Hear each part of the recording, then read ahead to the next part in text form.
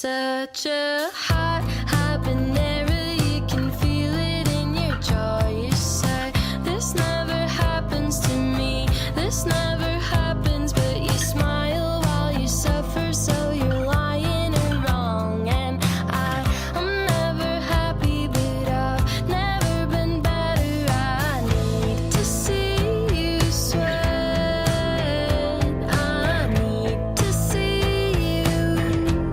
We're here to talk about Sucker Supreme, your third album. It's very exciting. Oh, yeah. So it's been out a little bit. Yeah. What was it like releasing it in this environment these days? It was great because I had been sitting on it for a while, like almost a year, kind of fully done and mastered and everything. And so it was just kind of a relief to put it out. I think at this point in time, it was so far into the COVID pandemic that I think any particular hopes about how the release was going to go had already been thwarted. So it was just, Right. Let's get it kind out. of a blank slate. Yeah, for being excited and joyful Right. and, glad to have something going on. Did you do anything special when the album was released? Yeah, we had, I guess, yes, we had just a small get together outside with pretty much everyone who touched it. Some people from the label, Right. engineer, everybody came out and we had cupcakes and hung out. Oh, there you go. Well, life is always good if cupcakes are involved. Oh, yes. You work with a producer named Wolfie, Yes. and I think you even worked his name in one of the songs. Yes, her Oh, name. oh, Yes. oh, sorry. That's all good. Yeah. So tell me about how you and Wolfie work together. Wolfie produced my last record as well, called Never Not, Never Not, Never Not. Right. We went to college together. Wolfie's a couple years older than me. But we just have a fantastic creative chemistry. I really, really enjoy working with her. She's encouraged me quite a lot in my own knowledge of production. And so I think that, like with this record, I felt a lot more,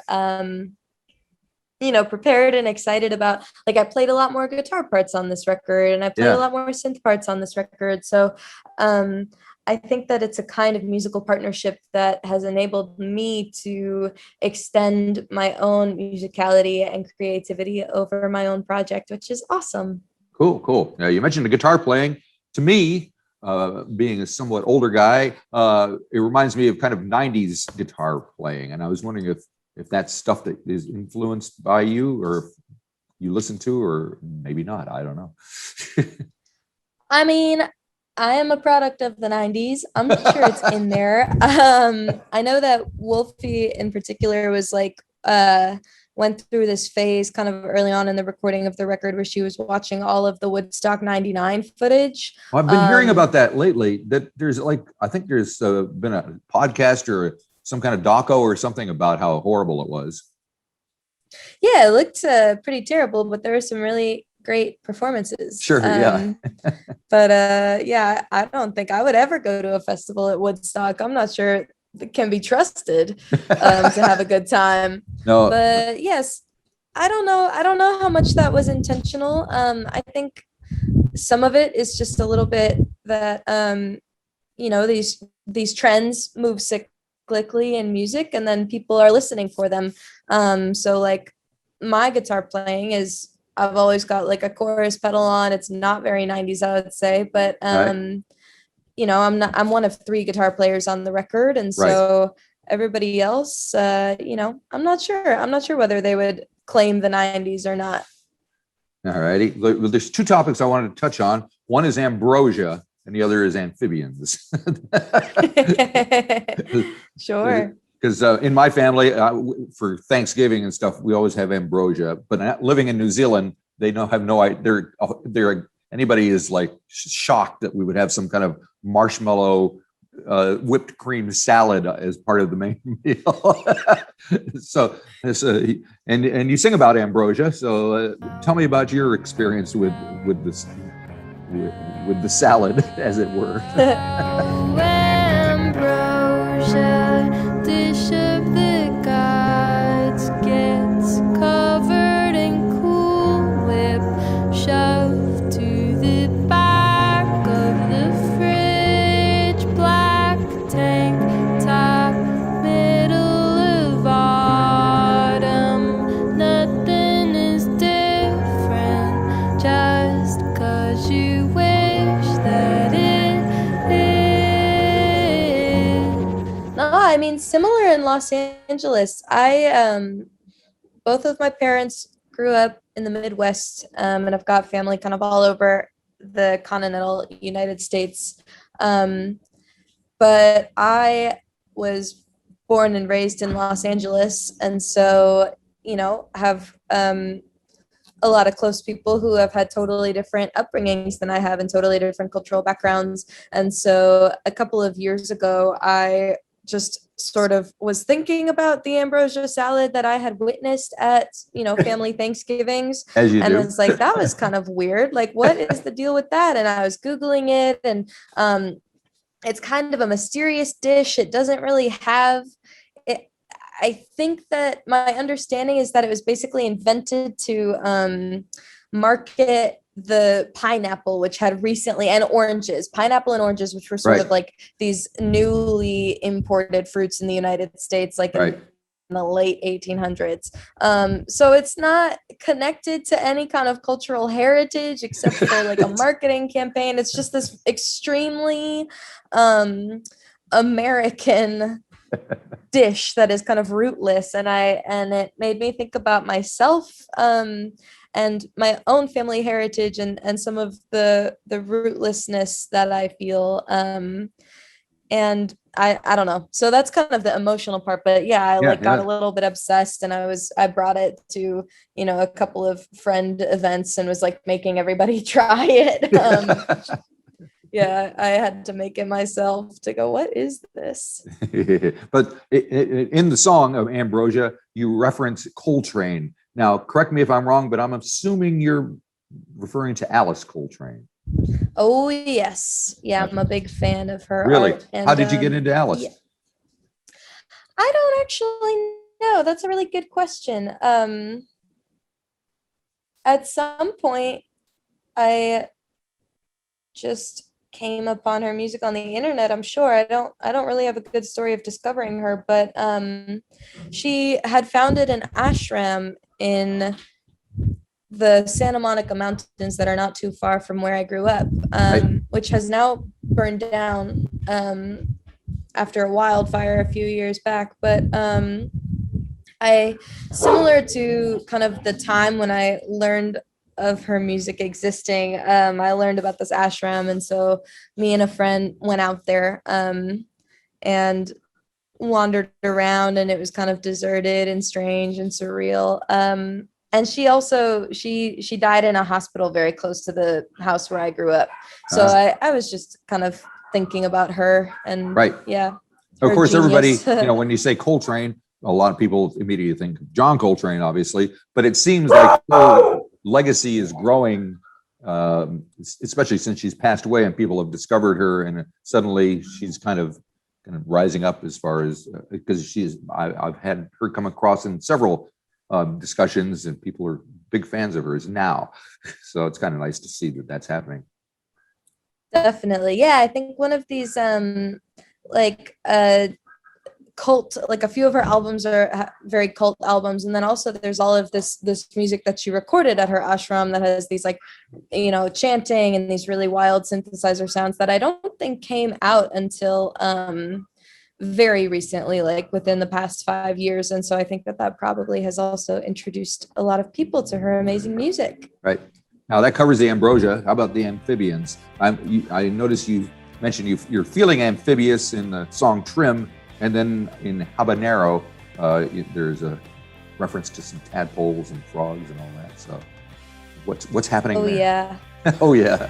One summer child trapping tadpoles in a cup, and I know they'll never make it. I know they'll never make it, but I smile while they suffer, 'cause I want it so much I can't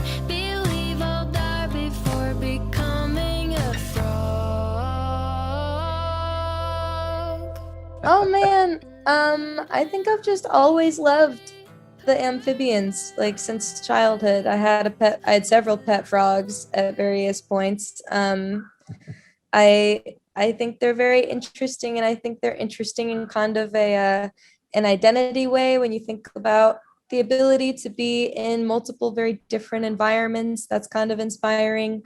The life cycle of the frog is so interesting, and some of it is just childhood memory of kind of being at a stream full of tadpoles, and the like the opulence and the unnervingness of all of the hundreds and hundreds of tadpoles kind of piled up on top of each other swimming.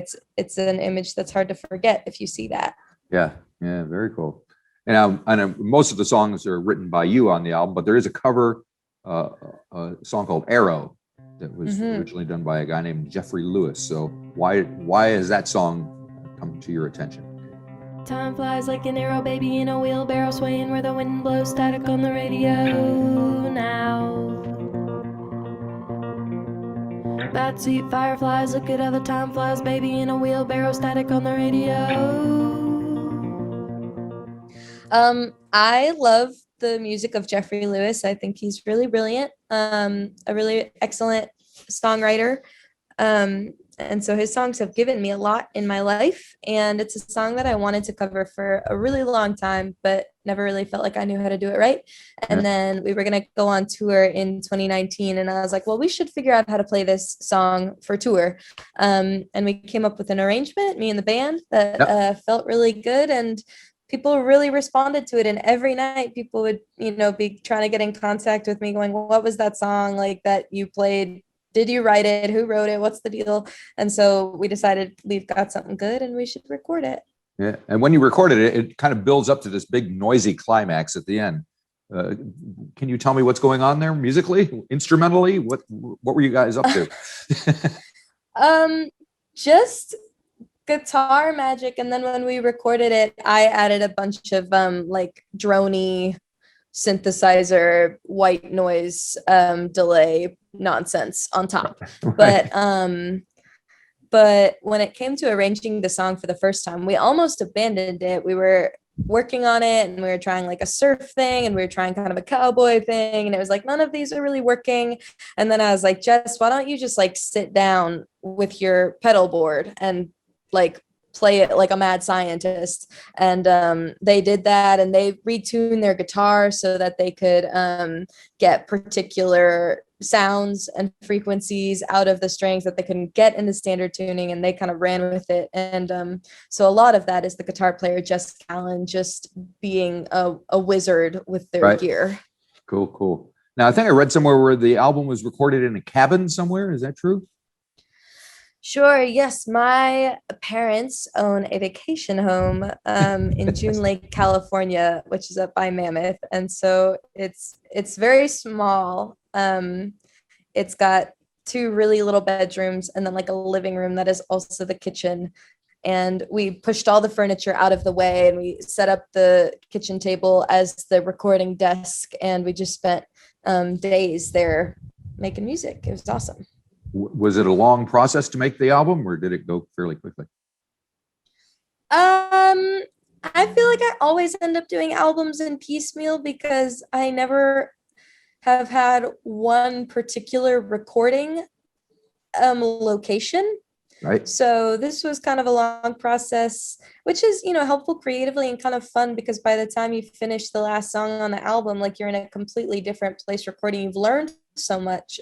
It usually takes about 6 months. So there's a lot of change that happens over the course of recording an album and a lot of tricks that you learn that get siphoned off for the next album, which is cool. Right. Now, there's 14 tracks that make up the album, and a few of them are very short, some 45 seconds or whatever. There's one in particular I was kind of interested in, which is called Clink Poem. I think it's 53 seconds long. And it's you kind of count yourself in. It sounds very lo-fi. What was going on there? 1, 2, 1, 2. You called the second you knew what to say and how to say it. I pulled over by a clinic in the parking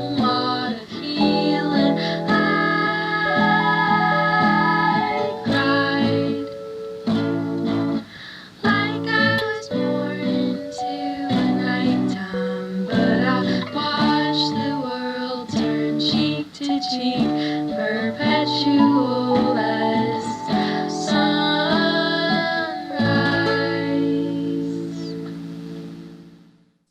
Oh yeah. I mean, a lot of the little ones are my doing fully production wise. Right. But actually they all might be. But Clinic Poem, I had to count in because I recorded it using a tape player, like not like a tape recorder, not like I recorded to tape with like a, Tascam or whatever, Right. but I Right. used like one of those small, like a lawyer in the 90s might take memos on or Right. something, Like a like a dictaphone kind of small thing. tape recorder. Yeah. Uh-huh. Yeah. And so I recorded each part. I was listening to a metronome in my ears to keep the beat, and I Ah. needed to give myself an intro, so I could eventually line everything up in Pro Tools. And it sounds really kooky, and it was really fun. And lyrically, what's happened? Is it based on anything in particular? Sure. It's based on an experience of kind of reconnecting with a friend who there had been a falling out with. After several years, I finally sent an email, and then I was driving and they called, and I think that experience is one of those gifts of being alive, and Right. one of the gifts of time when Yeah. a difficult situation kind of gives way because you're just in a different place, and forgiveness is possible, and it's not even difficult anymore. Like, I just think that is so miraculous and mysterious, and you never know when it's gonna happen, but it's so sustaining when it does. Yep. Very good. And now this album has been released on the Epitaph record or Oh label. yes. And how does that affect what we hear and what we learn about you? How did that come about? It came about after we had recorded the record. I have managers, and they worked to find a home for the record, Right. and they did. Epitaph was interested, and it's been amazing. It's such a legacy label, and also still so contemporary. They're always, trying to sign new and interesting stuff, Yep. which is awesome. Everybody who I've worked with has just been lovely to interact with. I think it makes such a huge difference, as an independent artist, kind of the leveling up and having more people working on your project is wild, because the progress can happen so much faster, and there are so many there's so much more that you can do if someone is helping you to keep track and to schedule and all of that. So it's just been huge for me to have a team happening on my music. Yeah. Excellent. And so I don't know, are you able to do live shows yet, or what's the situation there? And I suppose that people could play live shows. I haven't been to any yet. I haven't heard of any yet. Maybe in, backyards in LA. Actually, maybe this Saturday I am invited to go to a show this Saturday in Los Angeles. So I guess shows are starting again. Not for me. I have some stuff scheduled in September, and then again in the new year. But in the meantime, I am just kind of probably going to be trying to write as much as I can. right. So when you do a live show, what happens? I assume you have a band with you because of what I hear on the records. Oh yeah. So the band on the record is the band that I perform live with. Right. And we have a really good time. We play the songs and we talk to each other a lot. And that's kind of just become the live show, is us like interacting, goofing off, like stupid, crazy stuff happens on tour, and we just process it in front of an audience is kind of how it goes. And do you get much interaction with the audience before, during, or after? Definitely. Yeah. I think that's kind of the best part of playing shows is the fact that you're playing the same songs every night, but every room is different and you have no idea. Like, sometimes people just do not fuck with you. Sorry, but That's right. and and sometimes people are really into it right away and they know all the words and you're like, I don't even know you. How do you know this? So yeah, the audience interaction is one of the funnest parts of playing shows. Cool. Have you ever been down to New Zealand? No, but I would love to go. I have a friend who lived there for a little bit. I hear it is so beautiful. It's not bad. I highly recommend it. Okay. And it's a little bit more Where forward you- thinking than some parts of the States. Yes, it seems like you guys did the prime minister did a great job with some of the COVID stuff. Yeah. We're pretty happy with everything. So yeah, we're doing live gigs all the Awesome. time and people are hanging out like living normal lives almost, whatever that is. Well, thank you so much for talking to me. I appreciate it. And yeah, come on down if you get a chance. Bring the band. We'd love to see you. Love to hear you. Marty, I would love to. Thank you for your time today. You have My a great rest of your day. You too. Bye-bye. Bye.